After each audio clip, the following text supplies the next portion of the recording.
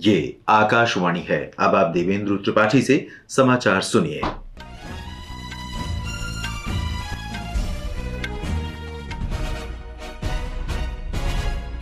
विदेश मंत्रालय ने केंद्रीय गृह मंत्री अमित शाह के मामले में विरोध जताने के लिए कल शाम कनाडा के उच्चायोग को तलब किया। कनाडा के उप मंत्री डेविड मॉरिसन ने जन संरक्षा और राष्ट्रीय सुरक्षा पर स्थायी समिति के समक्ष केंद्रीय गृह मंत्री के संदर्भ में टिप्पणी की है। विदेश मंत्रालय के प्रवक्ता रणदीप जायसवाल ने आज नई दिल्ली में एक संवाददाता सम्मेलन में बताया कि 29 अक्टूबर को ओटावा में स्थायी समिति की कार्यवाही के मामले में एक कूटनीतिक परिपत्र भी उच्चायोग को सौंपा गया है। उन्होंने कहा कि कनाडा के उच्च अधिकारियों ने अंतर्राष्ट्रीय मीडिया के समक्ष जानबूझकर जो खुलासे किए हैं वे भारत के इस दृष्टिकोण की पुष्टि करते हैं कि ये मौजूदा कनाडा सरकार का राजनीतिक एजेंडा है। उन्होंने चेतावनी दी कि ऐसे गैर जिम्मेदाराना रवैये का द्विपक्षीय संबंधों पर गंभीर असर होगा। कनाडा द्वारा भारतीय अधिकारियों की निगरानी पर विदेश सचिव ने कहा कि भारतीय दूतावास के कुछ अधिकारियों को कनाडा सरकार ने हाल ही में सूचित किया है कि वे ऑडियो विजुअल निगरानी में है, उनके संवाद सुने जा रहे हैं। प्रवक्ता ने कहा कि भारत ने औपचारिक तौर पर कनाडा सरकार के समक्ष इस संबंध में विरोध दर्ज कराया है क्योंकि वे कार्रवाई कूटनीतिक और राजनयिक समझौते का उल्लंघन है।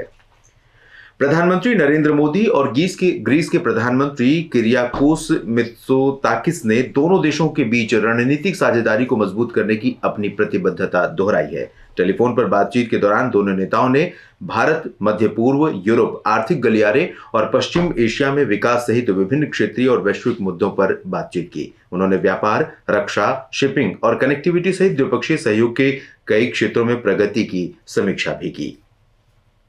भारत की 4 दिवसीय यात्रा पर आए थाईलैंड के विदेश मंत्री मैरिस संग्यापपोंगसा ने आज नई दिल्ली में विदेश मंत्री डॉक्टर सुब्रमण्यम जयशंकर से मुलाकात की। डॉक्टर जयशंकर ने एक सोशल मीडिया पोस्ट में कहा कि रॉयल कथिना समारोह के लिए थाईलैंड के विदेश मंत्री की यात्रा दोनों देशों के बीच लंबे समय से चले आ रहे ऐतिहासिक और सांस्कृतिक संबंधों का उदाहरण है।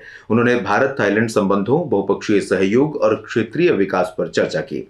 श्री संग्यापपोंगसा बृहस्पतिवार को नई दिल्ली पहुंचे। उन्होंने कल नई दिल्ली में विवेकानंद इंटरनेशनल फाउंडेशन के सदस्यों के साथ विचारों का आदान प्रदान किया और धम्म की एशियाई शताब्दी की ओर विषय पर विशेष संबोधन दिया। उन्होंने इस बात पर जोर दिया कि शांति और स्थिरता को बढ़ावा देने के लिए भगवान बुद्ध की शिक्षाओं को दुनिया भर में फैलाने में थाईलैंड और भारत की महत्वपूर्ण भूमिका है।